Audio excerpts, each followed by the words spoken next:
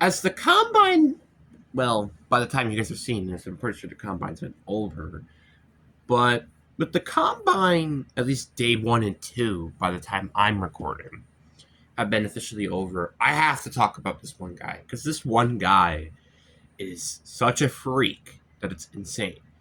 And no, it's not the tight end out of Oregon, as maybe some people might want to know.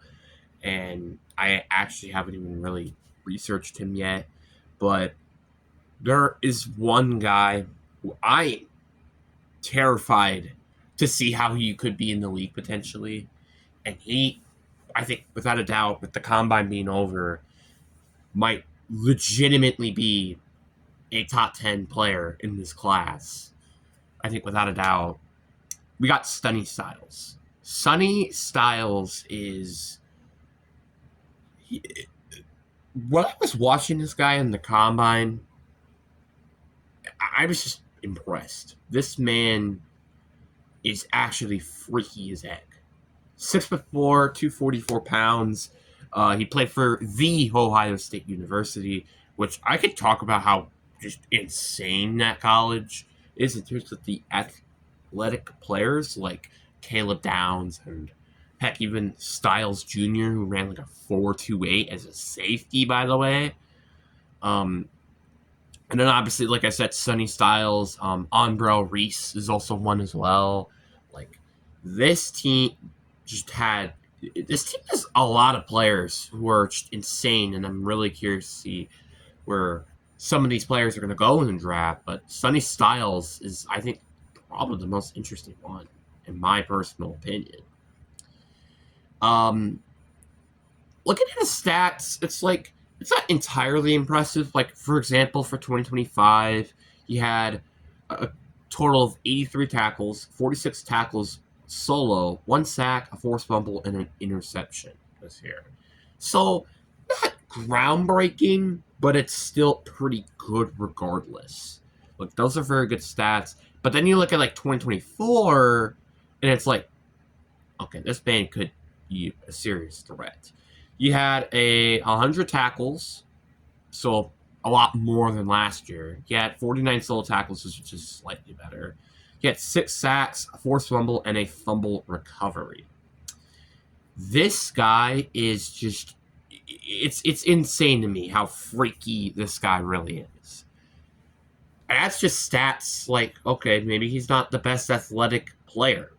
Well, he measured in with 33-inch arms, about 33-inch arms. Sorry, it's 32.78 arm length. He had 10-inch hand size, which is just insane. And he ran a 4.46.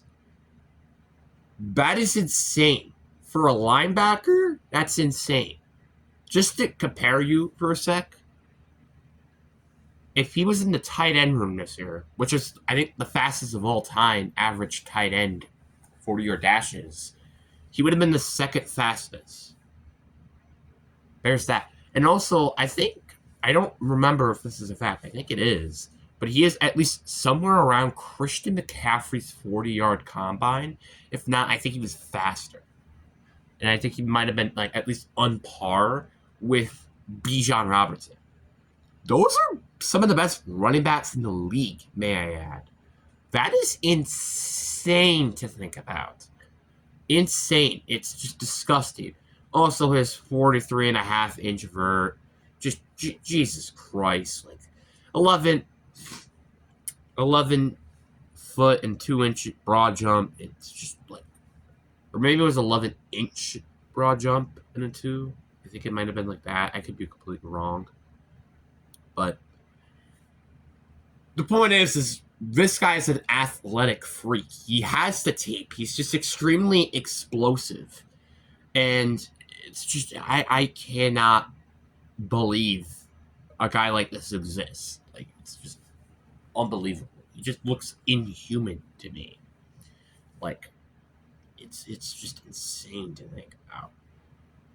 Like, it's just disgusting. And he already had a case to go into the top 20 at the bare minimum in the draft class. Now, after this, he definitely has a legitimate case to be a top 10 candidate. Heck, I think he could be potentially going number 2 at this point.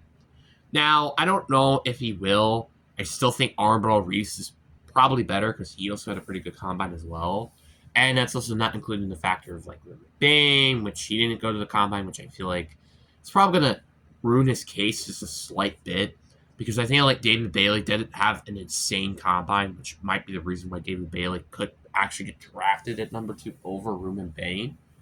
Like I think at this point, David Bailey has probably a higher chance to be going number 2 now than Ruben Bane would. And that's if they would go for like an edge rushing prospect, which is an if on that part. But Sonny Styles, there's a very good case of this. And I think there's also a very good case as well. He could potentially go to the top 5. Because if we look at the current 2026 draft order, I feel like all these teams could legitimately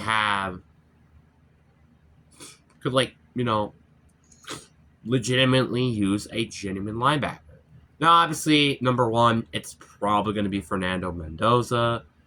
But then it's like the Jets. It's like, oh, they could really use anyone on defense, really.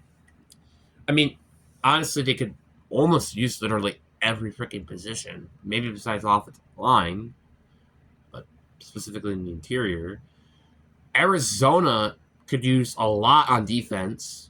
There's been a lot of mock drafts, though, that Spencer Fano could be here, or whatever the other guy out of Miami is.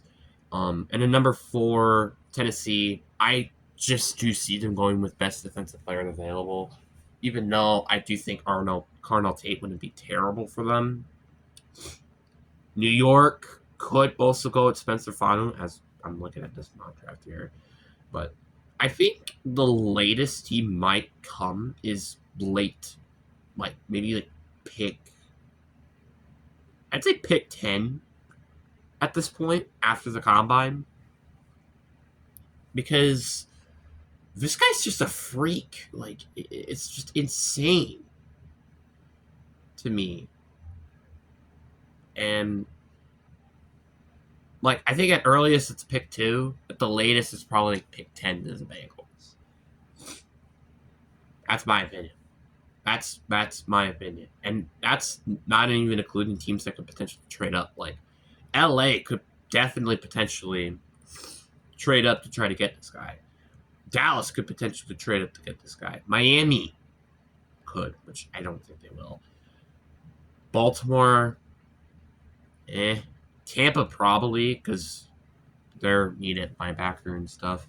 And then obviously New York at 16, Detroit at 17. I could also see that as well. Like, I wouldn't be surprised if a team like the Chiefs, right, who had picked 9, could potentially trade up to get someone. Because these are teams that you know you can definitely play better next year. So why not try to trade some of your draft capital next year so you can move up to get a better player than what you're probably going to get with those picks anyway. So, hey, that's just me. If I'm a GM here, like, that's my personal opinion. I would be legitimately shocked, though, if a guy like this caliber, makes it past pick 12. That's right. Because, like, there is no way he is falling outside of the top 12. I don't think he will. And, again, like I said, I just would be legitimately shocked if he falls anywhere past there. Because this guy is just a freak. He has good stats. He has good tape. He's good at the combine. It's just like, he has everything you could possibly have in a player. It's just insane at the linebacker position. This, I feel like, for sure, might be one of the deepest linebacking classes, like, we've had ever, or in a long time. Because I don't think we've had, like, we've had, looking at this mock draft here as an example, there's, at least right now, as I'm scrolling through, 3 linebackers who have been taken in round 1, and it's not even the top 20. Yeah, in this mock draft, he said only 3 linebackers are going in round 1, which that could also completely change with players like Anthony Hill, I know, was one. Anthony Hill out of Texas was definitely one. And then obviously C.J. Allen was there. Like, Josiah Trotter could potentially. This linebacker class in general is just insane. Like, Kyle Lewis had a good combine. Jacob Rodriguez had a good combine. Arbor Reese had a good combine. Sidney Styles, again, had a great combine. Like, there are a lot of these linebackers who I already had on my top 10 list here are just insanely freaky athletes. And it's just kind of insane. And, like, yeah, I understand some of these linebackers, like Traumy York out of Texas A&M, are like 5'10". Like, they're not like your prototypical linebacking builds, but these guys are athletic as heck. Jacob Rodriguez, Kyle Lewis, like, those are some good examples. I think even Anthony Hill could be in that conversation, even if he's kind of 6'3", so he's a lot taller.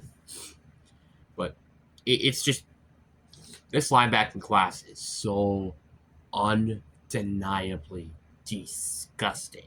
Like, Kyle Lewis, who had a good combine, I'm not be surprised if he could be potentially taken in round 2. And again, I feel like all of these linebackers are going to be taken off the board by at least round 3.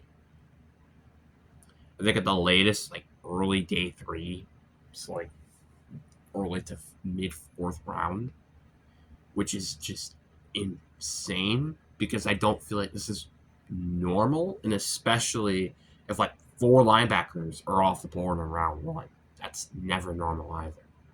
Because like normally you see maybe like 1 to 2 linebackers in the first round.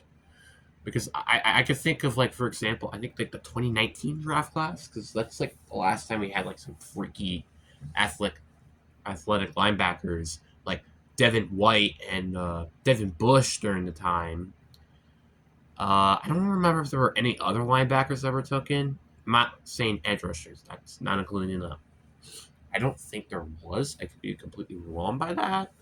Like, Brian Burns is an edge rusher. He's not an linebacker, as I think he was probably compared back in like 2019 as an example. And I think since then was like Josh Allen as well.